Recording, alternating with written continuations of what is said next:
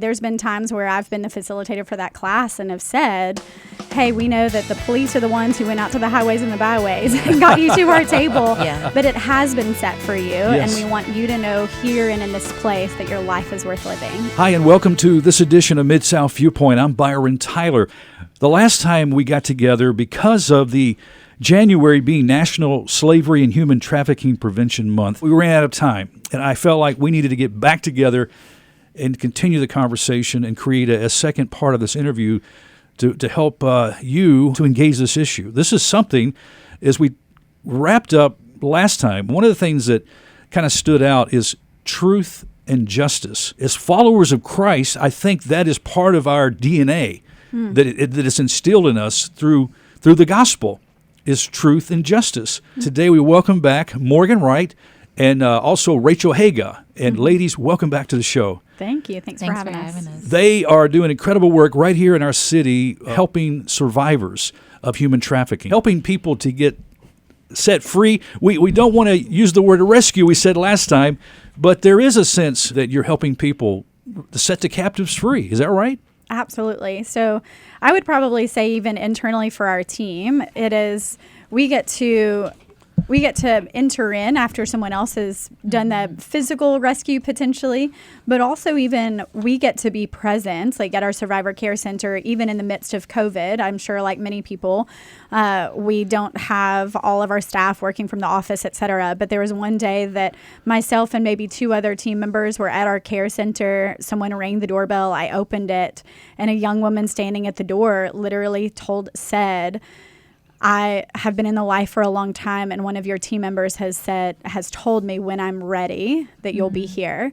And we were, like, even in the middle of COVID, being able to have a few people in our Survivor Care Center to open the door for when a victim even self-identifies her own readiness to get out of the chains of this exploitation. We used an example last time of a young lady who, from the age 5 until 25, this was her lifestyle. By a number of different abusers over those 20 years. Exactly. And here's a life that needs help. Absolutely. You know, the CIA estimates that 80,000 women and children are trafficked across national borders annually. And that includes even locally, right here in our city. We talked about several cases in the Bartlett community. I know there was a case in the news a couple years ago in Collierville. There was a home. And these homes sometimes are right next, could be your next door neighbor. Sure. There was even a case maybe a year or 2 years ago in Millington, and of course here in Memphis as well, to the point of going across borders, though. I think, again, probably one of the things that we speak on a lot, Morgan is our community engagement coordinator, so she and I team together in doing these exact kind of things. Like, how do we educate the community on what it does look like, what it doesn't look like, and how can you come along in the fight? And so one of the things that we actually strive to communicate is that someone never has to leave their home. So much less cross a border, a federal border or a state border. One of our first cases that we worked as a team here locally, and as Morgan shared in that first segment, she originally started in this work in Baton Rouge. She probably has similar stories that a mom told her neighbor here in Memphis, I'm pimping out my daughter. So that was the first case that we actually worked as a team, coming alongside these neighbors who were just asking, what do we do? Like, how can we intervene into a mom disclosing to one of us that she's pimping out her kids? Yes.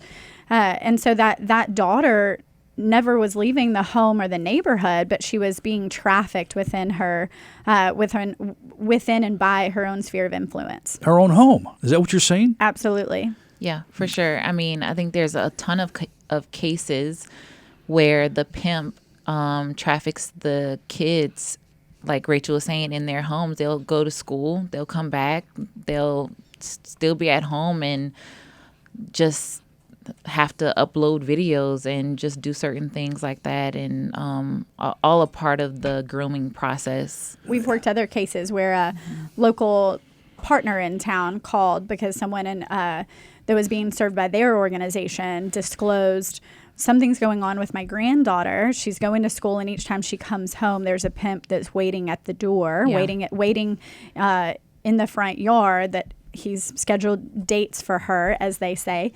And so she, for all intents and purposes, she doesn't meet that normal paradigm of what we think trafficking to look like. She was going to school every day. She was coming home every day, but he was forcing her into this lifestyle on the evenings and controlling her through the fear of violence to her family. And so she was being trafficked and yet never leaving, not even leaving school, much less her home. Do you ladies ever feel afraid for the work that you're doing? I mean, because you're knocking on the doors of people that are making big money doing this, you know?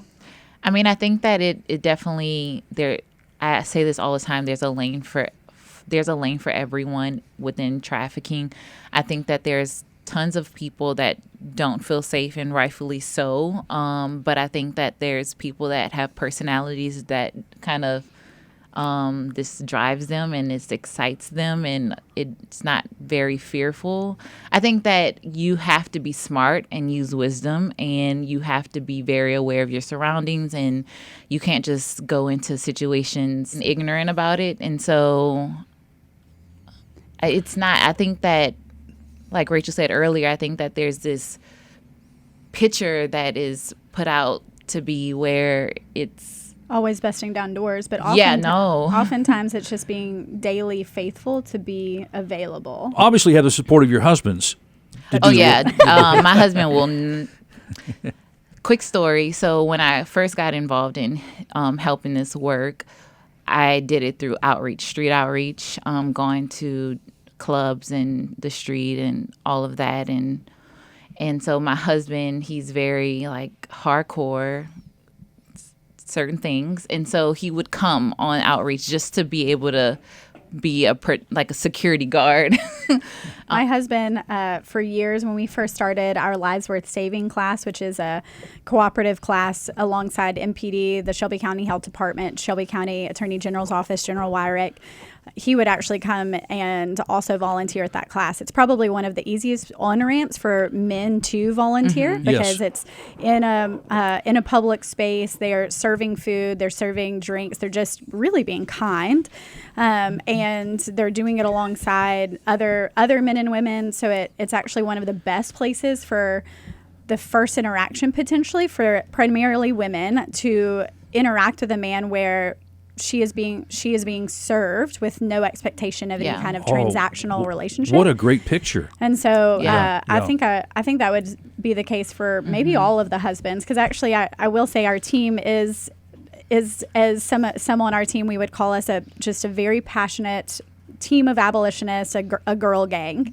who we do find our specific lanes. As she said, I encourage and exhort our team to not go busting down doors or go to unsafe spaces without very clear thought processes. We're not a first responder. We get called in because law enforcement is already there before us. If for some reason we get called by the victim herself and there's not law enforcement, then we either liaise with law enforcement or ask the victim to go to a safe place. Because even again, like reflecting back to my time in Cambodia, I challenged even my team there that we never want to be a people who go into the lion's den just because we're looking to be saved, but we want to be faithful. And if that ends us in the lion's den, then we can say with conviction that the Lord would be glorified, whatever outcome there is. Right. And so I think that that's the case with what we do here too, that we're not looking for the lion's den, we're not looking for the fiery furnace,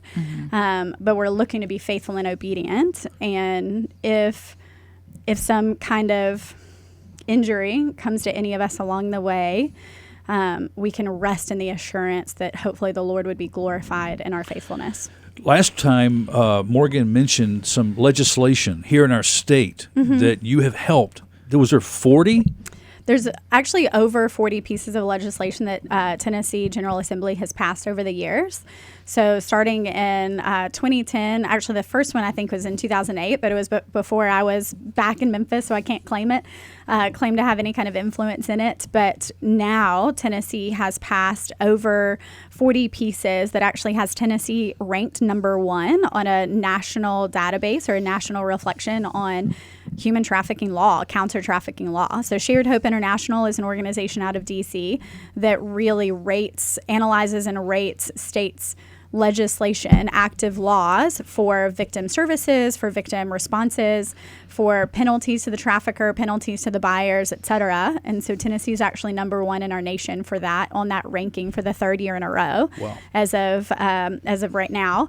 And then for 4 years in the last 5 years. And so we are aggressively, in our mission statement, what we say is we empower survivors, we equip communities. So you've already heard a little bit of our survivor empowerment, a little bit. This is even an example of equipping communities. Yeah. And then changing systems. So it's not only the isolated pieces of legislation, but it's also working alongside our Shelby County Attorney General for that Lives We're Saving class, or working alongside the Tennessee Department of Education to train teachers. We are actually just right now entering into a new contract with working with Tennessee Department of Corrections to launch some programming in Tennessee prisons for just to constantly analyze how we can change systems to identify victims. That is great, ladies. And so those listening, as these legislative issues come forth, and is there different ways to find out through your website so that people can call their state representatives? You guys help inform through your website.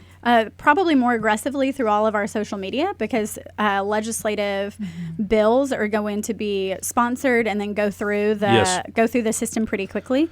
So I would say follow our social media, but also follow what's referred to our TASA partners, TASA, Tennessee Anti-Slavery Alliance partners in Slavery, Tennessee, and in Middle Tennessee, and Grow Free Tennessee and East Tennessee. Both of them are also going to share those pieces of legislation as well. Okay. Now, we've been talking about the trauma that victims, after years, and some of them has started as young as 5 years old, in being trafficked.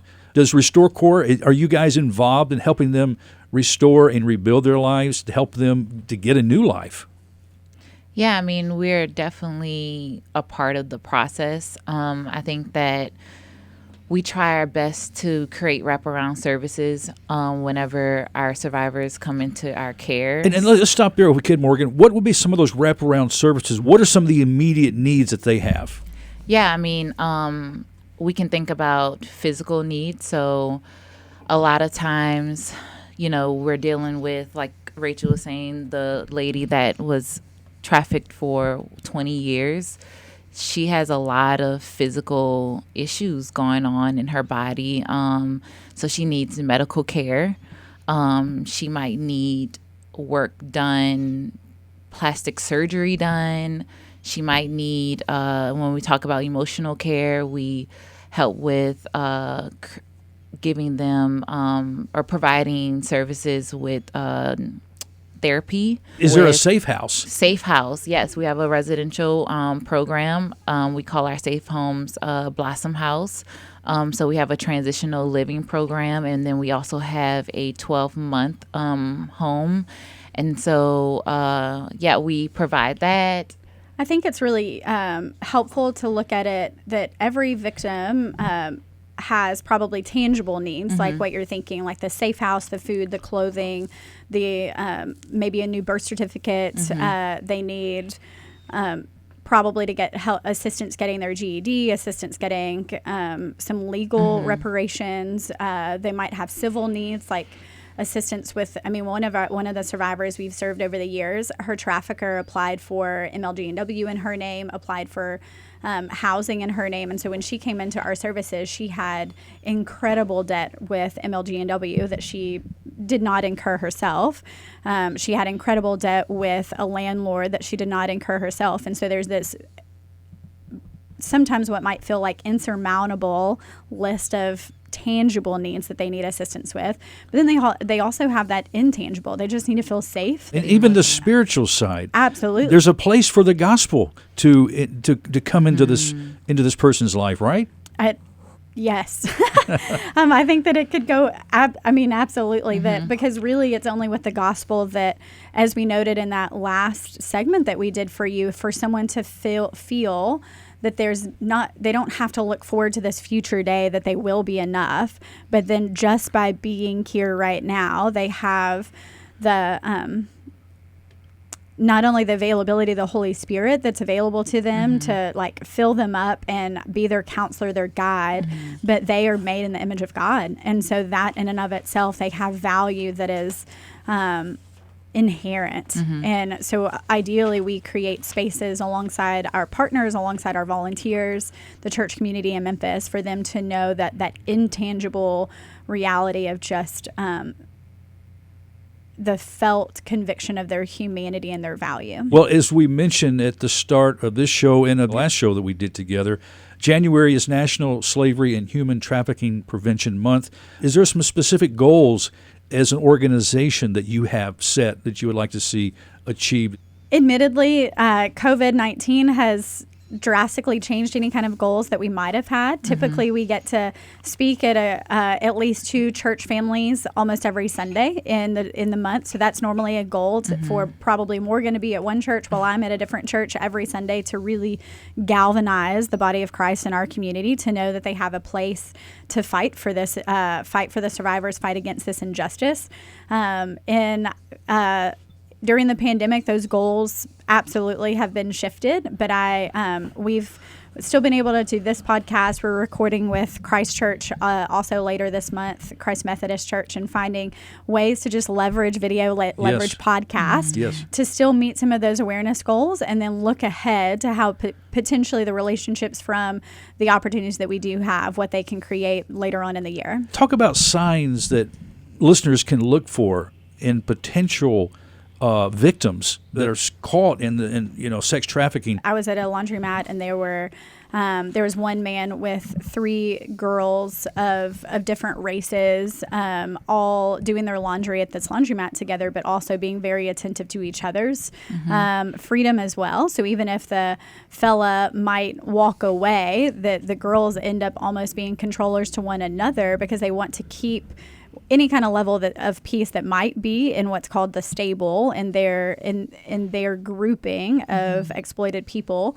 And so I think that I actually ended up calling the police that day to laundromat, and I actually said, hey, I'm an advocate, that these are my red flags. I know for sure that this is happening. Can you send plainclothes officers because you're going to spook them, et cetera, et cetera. And granted, not everyone is probably going to have that conviction to be able to say it that particular way.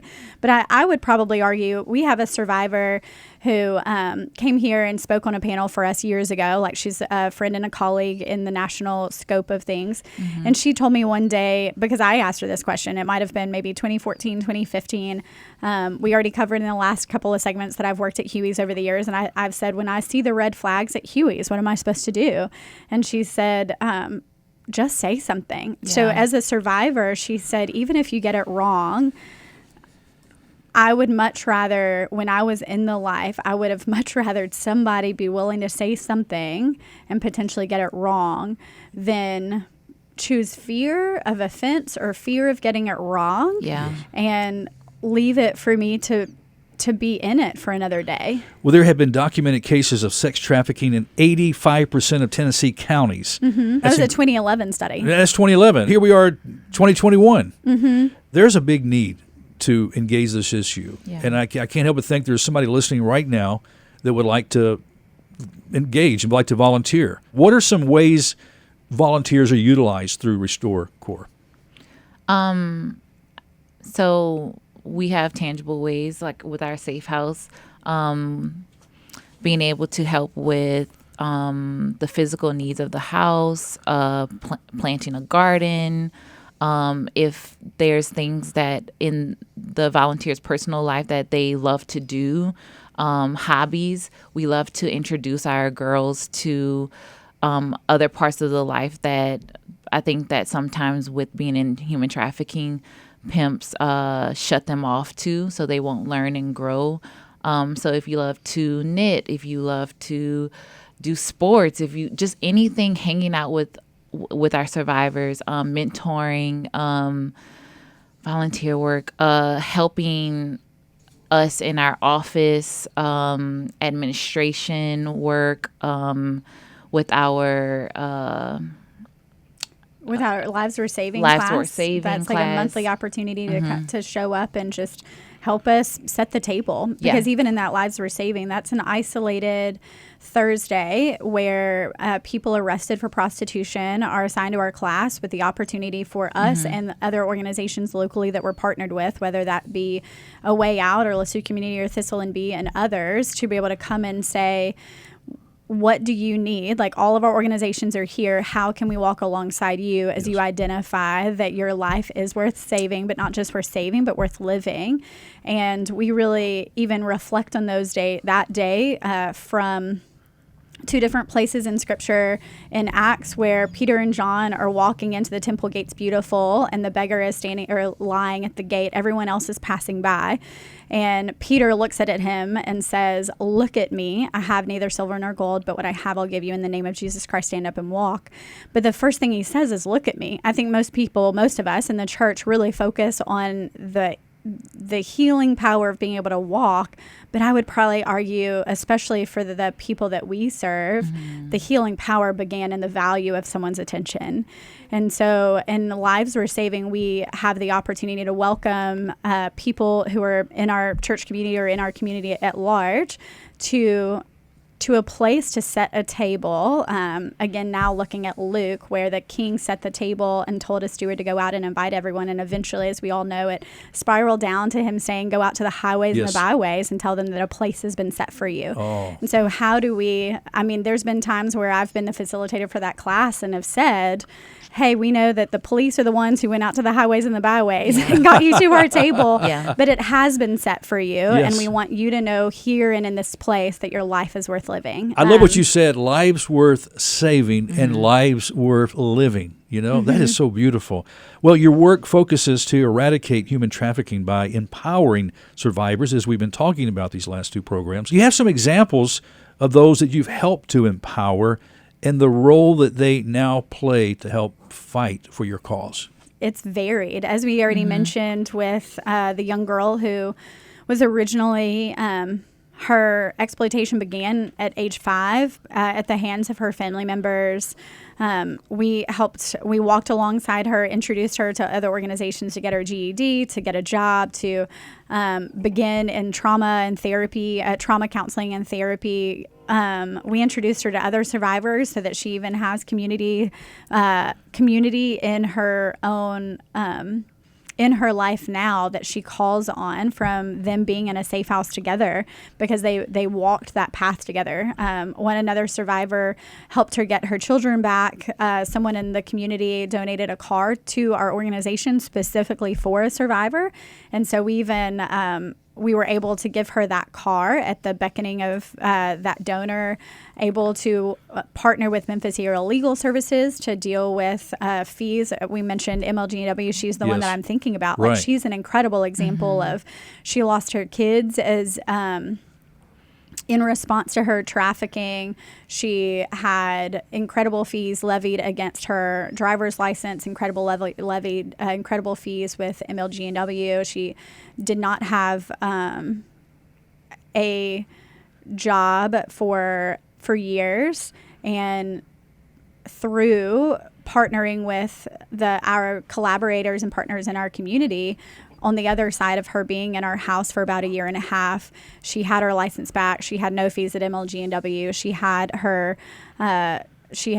GED. She had her children back. She was in an apartment, and on and on. And that's not always going to be what it looks like. No. We would probably also argue that what we aim to do is decrease vulnerabilities and increase a sustainable support system. And so potentially for some, it might just be the GED. It might just be her being safe for 4 days and then returning to the abuse because of those ways that she's groomed, and she thinks that the abuser is also her boyfriend.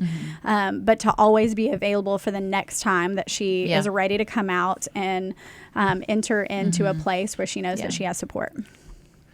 Wow, this is so wonderful. These stories, these lives changed.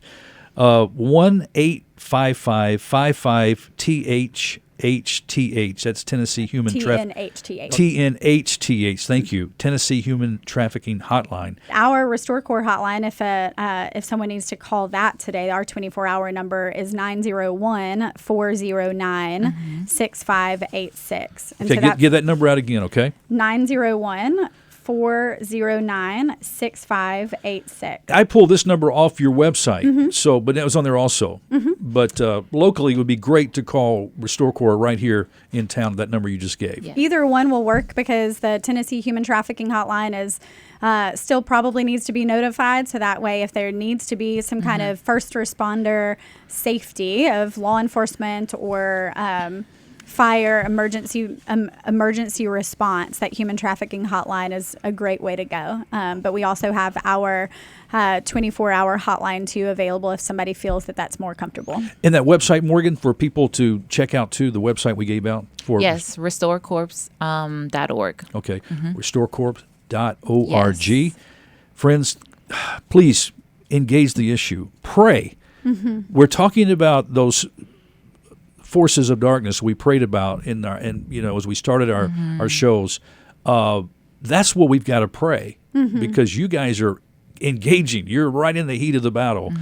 And we thank you so much for what you both are doing for Christ's kingdom through this work of Restorecorp. Great organization.